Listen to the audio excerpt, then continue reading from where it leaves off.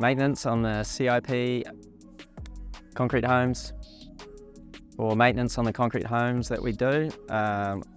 We seal the panels as soon as they're lifted with a penetrating sealer, and what you have to do for maintenance is every 5 years come around with a bottle of that sealer and just spray it on areas of the panel to see if there's any spots that are soaking in or not.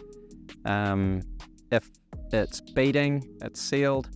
If it's soaking in, then that particular area needs sealing, and it's just as easy as putting the sealer into a weed sprayer or a roll-on applicator and just rolling the panels. So obviously give them a wash first to get the dirt out before you seal it.